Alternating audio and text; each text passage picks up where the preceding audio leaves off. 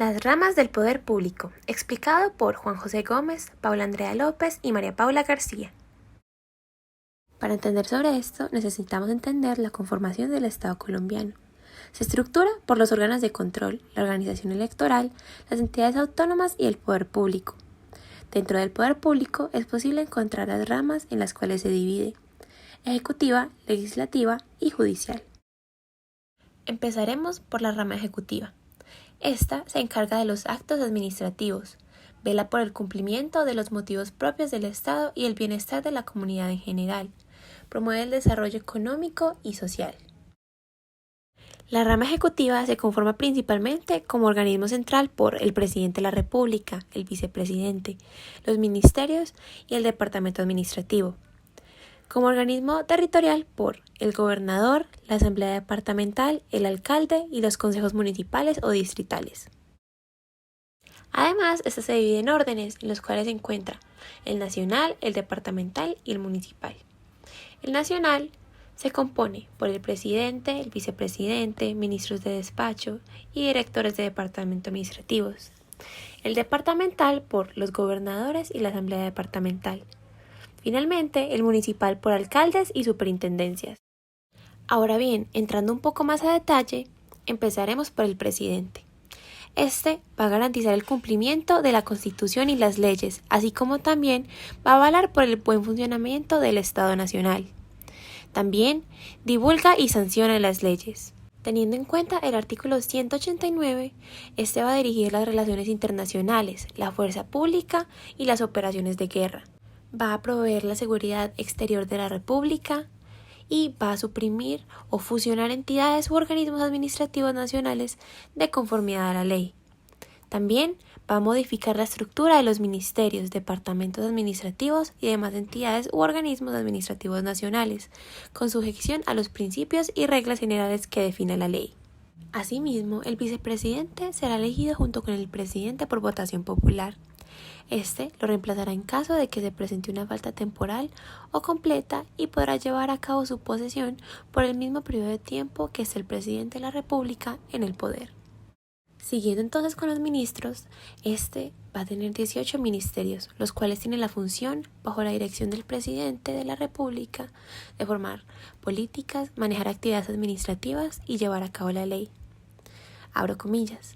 Los ministros, en relación con el Congreso, son voceros del gobierno y presentan a las cámaras proyectos de ley. Terminando de explicar el organismo central, se encuentran los departamentos administrativos.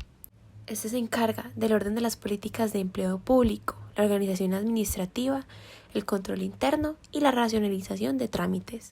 Vamos a indagar acerca de la rama legislativa o el poder legislativo, el cual está formado por el Senado y la Cámara de Representantes, que conjuntamente forman el Congreso de la República de Colombia, con asiento en la capital, o sea en Bogotá. La función básica del Congreso consiste en enmendar la Constitución, sancionar leyes y ejercer el control político del gobierno. Luego indagaremos más a fondo sobre estas características que tiene el Congreso de la República.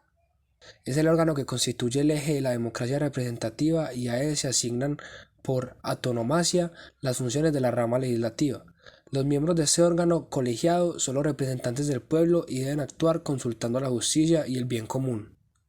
Además, la rama legislativa, como expresión del principio democrático, le corresponde hacer leyes, las cuales son el más importante instrumento de regulación social.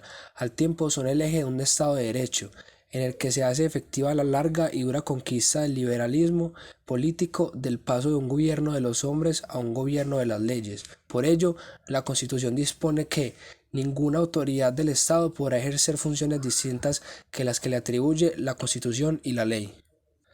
También se puede hablar que el Congreso de la República se divide en dos organismos. Para comenzar, el Senado de la República de Colombia, el cual es una de las dos cámaras de Congreso de la República que existen. Es una parte fundamental de la rama legislativa. El Senado de la República es un cuerpo colegiado de representación directa del pueblo y debe actuar consultando a la justicia y por el bien común, y fue creado en 1991. Está compuesta por 108 senadores y entre sus funciones destacan principalmente la función constituyente, la cual sirve para reformar la constitución política mediante actos legislativos, la función legislativa, función de control político, función judicial y función electoral. Ahora hablaremos de la Cámara de Representantes, la cual constituye la otra parte de la rama legislativa del Estado, compuesta también por el Senado de la República, del cual ya hablamos previamente. Fue creado cuando se promulgó la Constitución de 1821 y hoy en día es un organismo integrado por 172 legisladores, llamados representantes a la Cámara. Entre sus funciones destacan velar por el cumplimiento de las normas legales y reglamentarias al interior de la corporación, dirigir licitaciones y celebrar contratos, ordenar el gasto y ejercer la representación legal de la Cámara de Representantes en materia administrativa y contratación estatal. Tenemos la rama judicial, que esta es la encargada de solucionar controversias entre los ciudadanos y los de estos con el Estado. O sea, ya sea en la parte interna del Estado o también puede ser de ciudadanos al Estado. Y por lo que ellos tienen la responsabilidad de hacer efectivo lo que son los derechos, organizaciones, garantías y también libertades de los ciudadanos. Pues tal y como está escrito en la parte de la Constitución, que es lo que nos rige al Estado y las leyes. Esto ya es cuando pasamos a que se divide en 5 grandes jurisdicciones que tratan temas diferentes. Entonces, la primera sería jurisdicción ordinaria, que es encargada del derecho laboral, civil, de familia, penal, entre otros. Ya se mete más por el tema del trabajo y la familiar. Está la jurisdicción contenciosa administrativa, que es el que soluciona los conflictos que se presentan particulares y el Estado y el interior del Estado. O sea, si un ciudadano tiene un problema con el Estado, ellos lo resuelven. Si internamente hay un choque en el Estado, ellos también son los que se responsabilizan.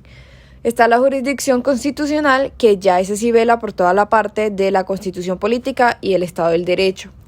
Los siguientes son la jurisdicción disciplinaria, que se encarga de los procesos por falta de esta índole. O sea, por ejemplo, si los empleados, los funcionarios de esta rama judicial no están cumpliendo con su obligación, ellos son los que lo examinan.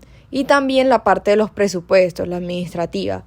Y por último tenemos la jurisdicción especial, que se hace referencia a los jueces indígenas y a los jueces de paz, encargados de resolver equidad, conflictos individuales y comunitarios. Cada uno de estos grandes jurisdicciones se dividen en órganos que los integran.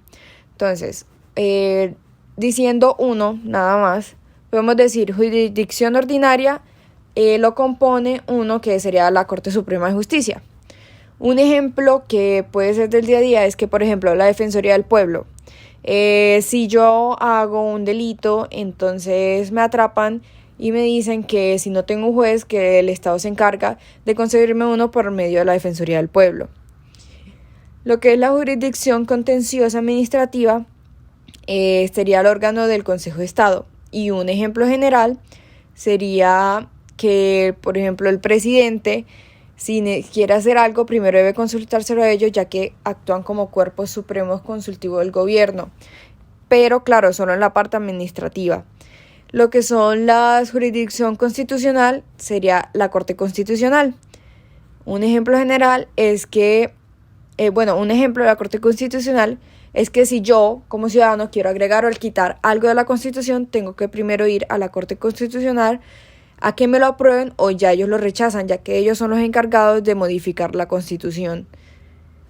El siguiente sería la jurisdicción disciplinaria. Un órgano sería, dos, constitucional, Comisión Nacional de Disciplina Judicial y Consejo Supremo Superior de la Judicatura. Un ejemplo sería, ellos son los encargados que si un juez hizo algo malo, algo indebido, ellos son los encargados de penalizarlo, pues ver si está bien, si en verdad sí se hizo y si no se hizo, pues bien, sí, ellos son los que lo penalizan. Y por último está la jurisdicción especial, que un órgano sería los jueces indígenas y los de paz, que estos son jueces de paz, por ejemplo, son los que se escogen.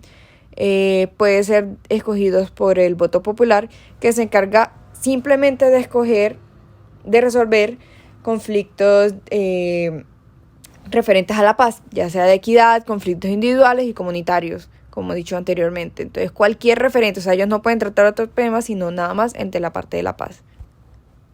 Esto fue todo por nuestra presentación. Muchas gracias por tu escucha. Nos vemos luego.